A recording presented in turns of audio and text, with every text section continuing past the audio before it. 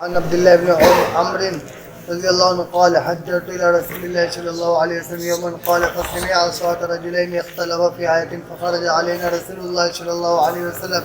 يعرف في وجهه الغضب فقال إنما هلك من كان قبلكم باختلاف في الكتاب رواه مسلم. دیکھو قرآن کی آیت اس کو سمجھنے کے لیے اور ان کے معانی اور مفہوم کو متعین کرنے کے لیے قرآن کی آیتوں کو سامنے رکھ کر حضور پاک صلی اللہ علیہ وسلم کی احادیث اور سنتوں کو سامنے رکھ کر اور صحابہ کرام کی تعلیمات کو سامنے رکھ کر قرآن کی آیتوں کو سمجھنے اور ان سے احکام مستنبط کرنے کے لیے بحث و مباحثہ کرنا یہ مطلوب اور پسندیدہ چیز ہے، یہ ضرورت کی چیز ہے۔ لیکن قرآن کی عام چیزوں کو ہٹا کر کے سنت سے صرف نظر کر کے صحابہ کی بیان کردہ تفسیر اور تعلیم اور ان کے عمل سے صرف نظر کر کے محض اپنے نفس اور اپنی رائے کی بنیاد پر قرآن کریم کے مطالب بیان کرنا یا اس میں بحث و مباحثہ کرنا یہ انسان کو ہلاکت میں ڈالنے والی چیز ہے، اس کو آپ نے پسند نہیں فرمایا ہے، اسی کو یہاں پر بیان کیا گیا ہے۔ عبداللہ ابن عمرو فرماتے ہیں حجرت الی رسول اللہ صلی اللہ علیہ وسلم یوما، حجر یحجر تحجیر کے معنی آتے ہیں دوپہر کے وقت کسی کے پاس آنا۔ میں دوپہر کے وقت ایک دن حضور پاک صلی اللہ علیہ وسلم کے پاس آیا، فسمع اصوات رجلین اختلفا فی آیا، تو آپ نے دو آدمیوں کی آواز سنی جو ایک آیت کے مفہوم کے سلسلے میں جھگڑ رہے تھے۔ فخرج علینا رسول اللہ، تو پیغمبر علیہ السلام ہمارے پاس تشریف لائے، یعرف فی وجہ الغضب، آپ کے چہرے پر غصے کے آثار نمایاں تھے۔ فقال، اور پھر آپ نے فرمایا انما ہلک من کان قبلکم باختلافہم فی الکتاب، پچھلی امتوں کے لوگ ہلاک ہو گئے ہیں اللہ کی کتاب میں بھیجا اختلاف کرنے کی وجہ سے۔ وہ ہلاک ہوئے ہیں تو آج کی امت میں جو یہ حرکت کرے گا ظاہر بات ہے کہ اس کا بھی یہ انجام ہوگا، اللہ ہم سب کی حفاظت فرمائے۔ وعن سعد بن ابي وقاص رضي الله عنه قال قال رسول الله صلى الله عليه وسلم ان اعظم المسلمين في المسلمين جرما من سأل عن شيء لم يحرم على الناس فحرم من اجل مسألته متفق علیہ۔ دیکھو دینی معلومات حاصل کرنے کے لیے سوال کرنا یہ پسندیدہ عمل ہے،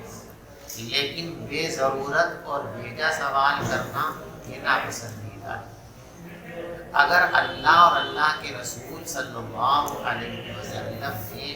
کسی چیز کی حرمت بیان نہیں کی ہے تو اب اس کے بارے میں بلا وجہ سوال کرنا کہ یہ بھی حرام ہے کہ نہیں ہے، یہ بھی حرام ہے کہ نہیں ہے، یہ کیوں حرام نہیں ہے، فرماتی ہے پسندیدہ بات ہے۔ اور جو آدمی کسی ایسی چیز کے بارے میں جو شریعت کے اندر مسکوت عن ہے،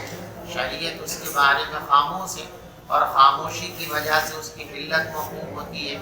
اس نے اس میں کھول برید کی سوالات پہ سوالات دیے اور اس کے سوال کے نتیجے کے اندر شریعت کی طرف سے آرڈر آ گیا کہ ہذا حرام، یہ حرام ہے۔ تو اب لوگوں کے لیے مشقت ایک سہولت تھی، وہ سہولت ختم ہوگی، مشقت پیدا ہوگی، اس مشقت کا بار اس شخص کی گردن پر رہے گا۔ ان اعظم المسلمین جرما، مسلمانوں میں سب سے بڑا مجرم وہ شخص ہے جو کسی ایسی چیز کے بارے میں جو لوگوں پر حرام نہیں ہے اس کی حرمت کا سوال کرے اور اس کے سوال کے نتیجے میں وہ چیز امت پر حرام کر دی جائے۔ وعن ابي هريره رضي الله عنه قال قال رسول الله صلى الله عليه وسلم يكون في اخر الزمان دجالون كذابون ياتونكم من الاحاديث بما لم تسمعوا انتم ولا اباؤكم فاياكم واياهم لا يضلونكم۔ دجال یہ مبالغے کا صیغہ ہے دجلن سے، دجلن کے معنی آتے ہیں فریب اور تلبیس، کسی چیز پر اس طرح ملمہ سازی کرنا کہ باطل حق نظر آنے لگے اور حق باطل نظر آنے لگے، اسے دجل کہتے ہیں۔ اور جو یہ کام کرتا ہو کثرت کے ساتھ وہ دجال کہلاتا ہے۔ یہ ایک مخصوص شخص کا لقب بھی ہے جو قیامت سے پہلے دنیا کے اندر آئے گا اور لوگوں کے سامنے اپنی الوہیت کا دعویٰ کرے گا اور کرشمے دکھلائے گا لوگوں کو، جس کی وجہ سے بڑی تعداد جو ہے وہ اس کو خدا مان لے گی۔ اللہ ہم سب کی حفاظت کرے۔ تو وہ تو دجال ہے ہی، یہاں وہ دجال مراد نہیں ہے صرف، بلکہ اس کے علاوہ جو لوگ دنیا کے اندر یہ دجل و فریب کا کام کریں گے، دین کو غلط ثابت کرنے کے لیے بے دینی کو ملمہ چڑھا کر لوگوں کے سامنے پیش کریں گے، وہ سب اس کا مصداق ہے۔ تو فرمایا اخیر زمانے کے اندر ایسے لوگ نکلیں گے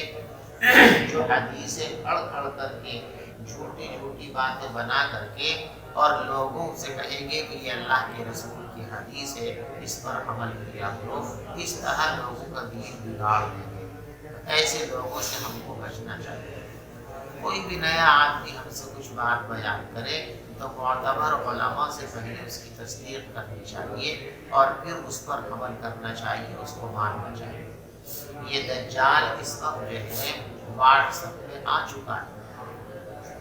واٹس ایپ جو موبائل میں لوگ چلا رہے ہیں، اس میں آئے دن دین کے نام پر ایسی ایسی باتیں آ رہی ہیں جن کا دین سے کوئی تعلق ہو ہی نہیں سکتا۔ یہ وہی دجال ہے کہ دین کے نام پر غلط باتیں گھڑ لوگوں کو گمراہ کرنے کی کوشش کرے۔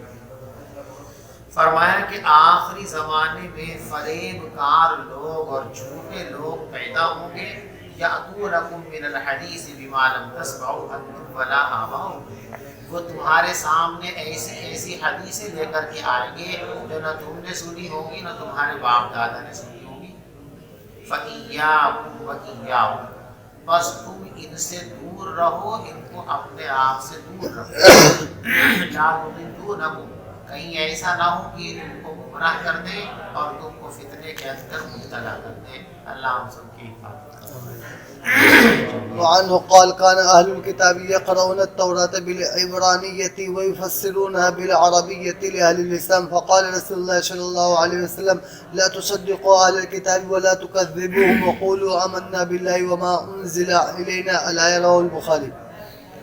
دیکھو تورات اور انجیل جب اللہ کی طرف سے اتاری گئی تو برحق کتابیں تھی، اللہ کی کتابیں، اس سے زیادہ ہم اور کیا ہو سکتا ہے؟ لیکن یہود اور نصارہ نے ان آسمانی کتابوں کے اندر حد درجے تحریفات کی ہیں اور ان کا حلیہ بگاڑ کر دیا۔ اب یہودی بھی خود اگر یہ چاہیں کہ وہ اصل تورات کو پہچان لیں تو ان کی بس کی بات ہے۔ انجیل کا ایسا حلیہ بگاڑ دیا گیا ہے کہ آج کل کے عیسائی علماء بھی اگر یہ کوشش کریں کہ ہم اصل انجیل کو باطل انجیل سے، محرف انجیل سے جدا کر لیں تو بڑا مشکل ترین ہے ان کے لیے۔ اس لیے اب انجیل اور یہود جو ہے تورات کے نام پر جو کچھ پیش کیا جاتا ہے اس کے بارے میں یہ کہا نہیں جا سکتا کہ یہ واقعتاً اصل تورات اور انجیل ہے، یہ تحریف شدہ باتیں ہیں، یہ اللہ کی بات ہے یا اللہ کے علاوہ کسی اور کی گھڑی ہوئی بات ہے۔ اس لیے فرمایا کہ جب اہل کتاب اپنی کتاب کے حوالے سے کوئی بات تمہارے سامنے بیان کرے تو جو باتیں ایسی ہیں جو صاف صاف قرآن کے خلاف، ہمارا قرآن کہتا ہے لا تقربوا الزنا، زنا کے قریب مت جاؤ،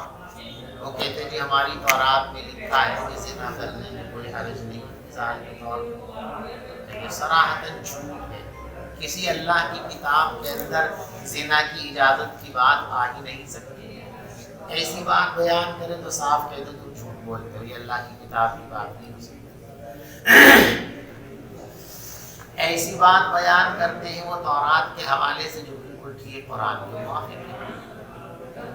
وہ کہتے ہیں بھائی اللہ نے یوں کہا کہ اللہ کی عبادت کیا کرو، جھوٹ مت بولا کرو، ہماری تورات میں لکھا ہے کہ سچ اللہ کو پسند ہے، جھوٹ سے نفرت ہے،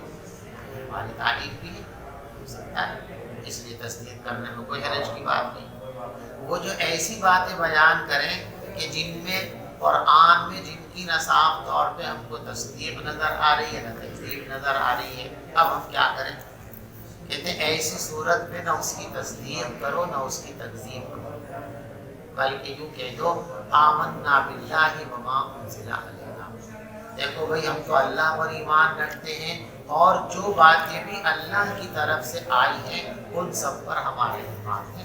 لہٰذا جو تم بیان کر رہے ہو اگر وہ واقعتاً منزل من اللہ ہے تو بہت اچھی بات ہے، نہیں ہے تو ہمارا اس سے تعلق نہیں۔ اہل کتاب تورات پڑھتے تھے عبرانی زبان میں صحابہ کے سامنے اور عربی زبان میں اس کی تفسیر بیان کرتے تھے مسلمانوں کے سامنے، تو پیغمبر علیہ السلام نے ارشاد فرمایا اہل کتاب کی نہ تصدیق کیا کرو اور نہ ان کی تکذیب کیا کرو، بلکہ یوں کہہ دیا کرو آمنا باللہ وما انزل الینا رواہ البخاری۔ وعنه قال قال رسول الله صلى الله عليه وسلم كفى بالمرء كذبا أن يحدث بكل ما سمع رواه مسلم۔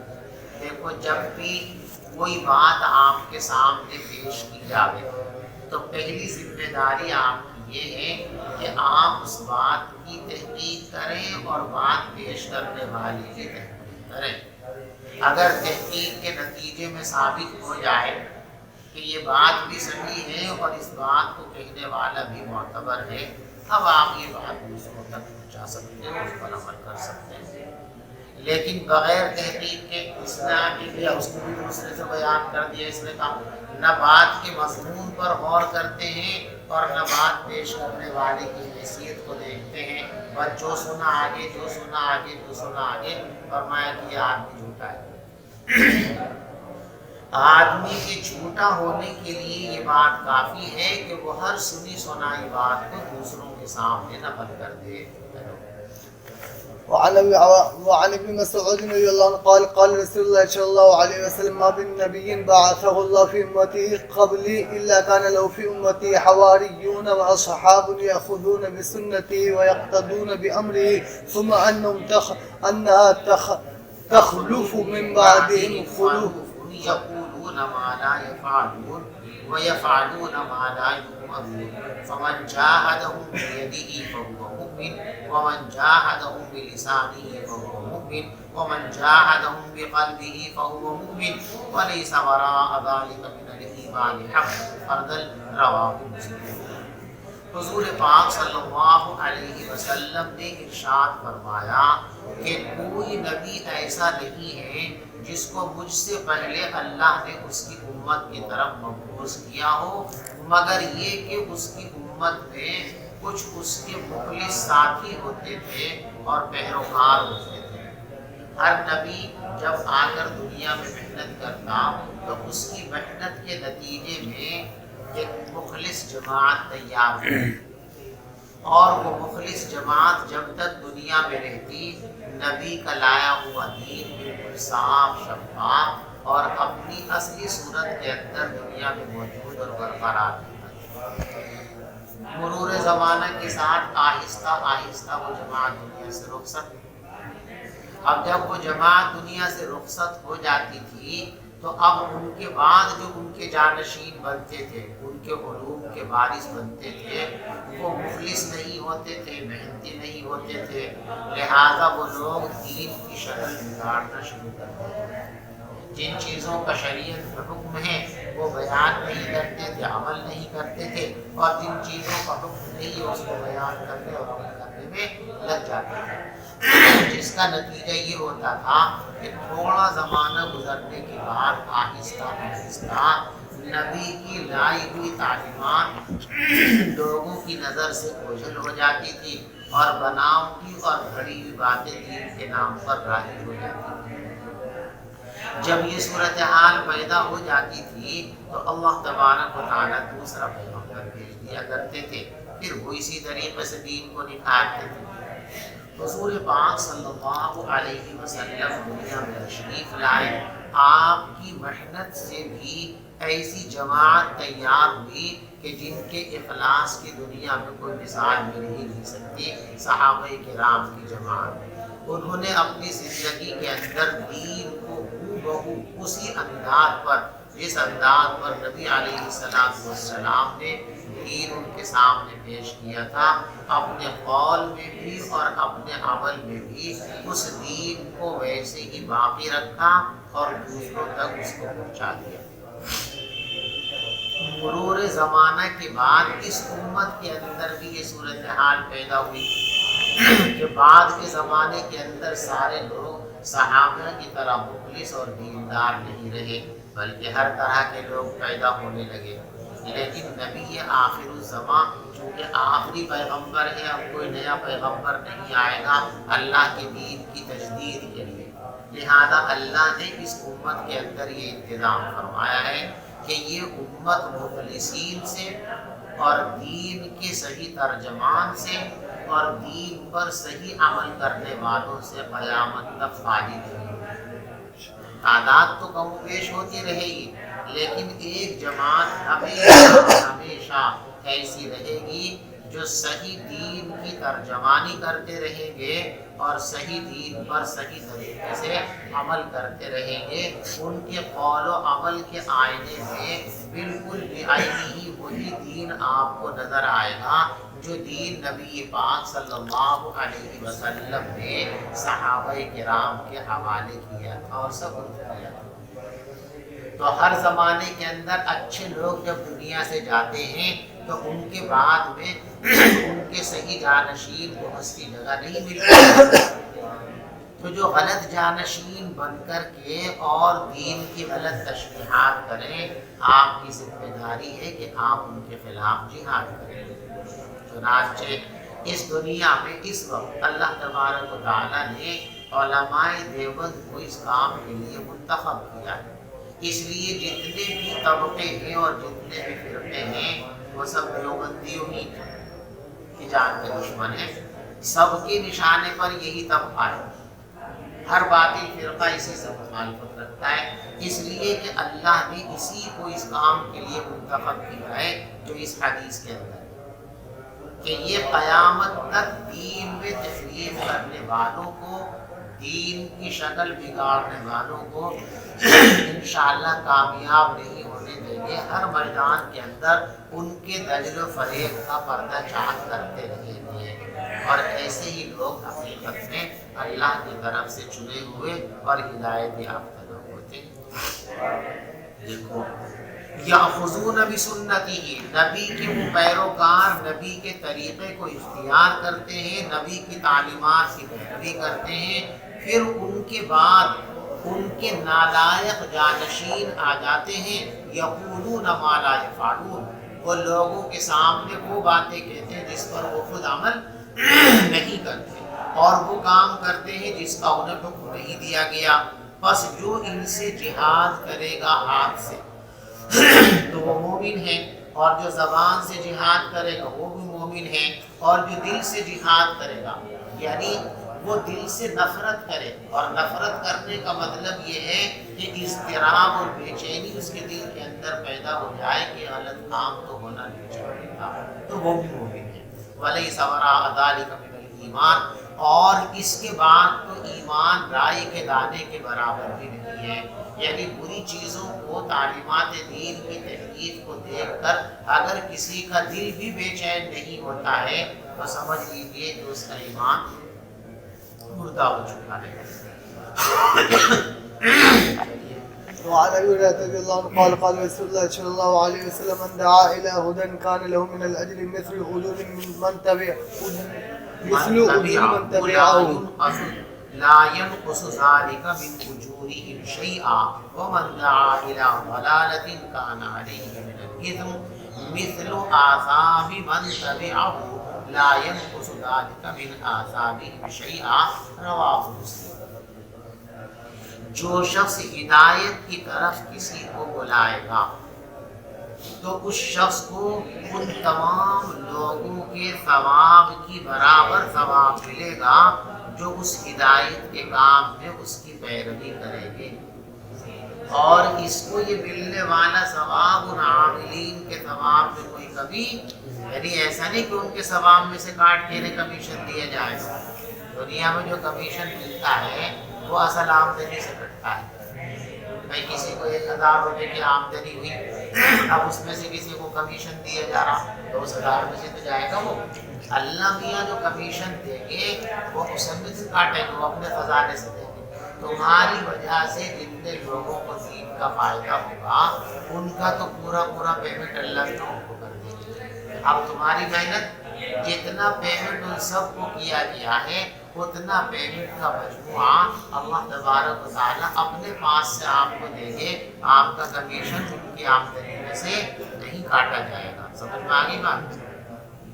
اور جو شخص گمراہی کی طرف بلاوے گا تو اس پر ان تمام لوگوں کے گناہوں کی برابر گناہ ہوگا جو اس کی پیروی کریں گے، اور یہ اس کو ملنے والے گناہ ان لوگوں کے گناہوں میں کوئی کمی نہیں کریں گے۔ رواہ مسلم۔ وعنه قال قال رسول الله صلى الله عليه وسلم بدأ الإسلام غريبا وسيعود كما بدأ فطوبى للغرباء رواه مسلم۔ پیغمبر علیہ الصلوۃ والسلام نے ارشاد فرمایا کہ اسلام ظاہر ہوا تھا غربت کی حالت میں، اجنبی حالت میں، یعنی جب اسلام آیا تو لوگ اسلامی تعلیمات کو اوپرا سمجھتے تھے، ایکسپریس ہو جائے گا اِذَا مِتْنَا وَكُنَّا تُرَابًا وَعِظَامًا أَإِنَّا لَمَبْعُوثُونَ۔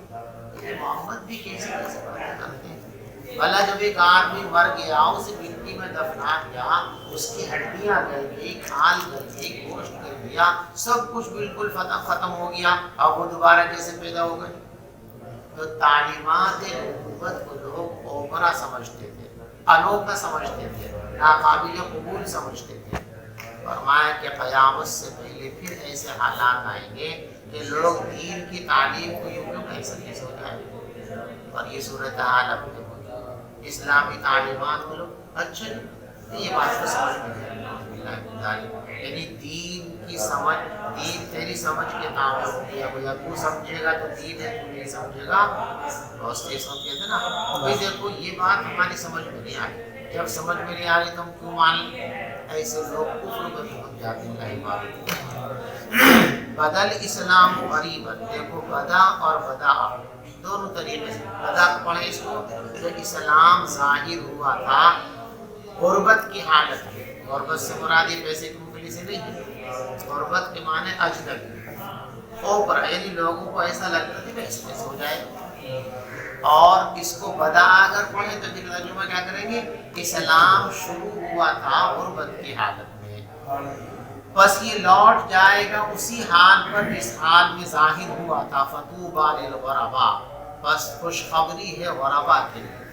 جو ان تمام چیزوں کو قصبہ پرسی کے عالم میں بھی سنبھالے رہیں گے، وہ حضرات قابل مبارکباد ہیں۔ چلیے وعنه قال قال رسول الله صلى الله عليه وسلم إن الإيمان ليبارز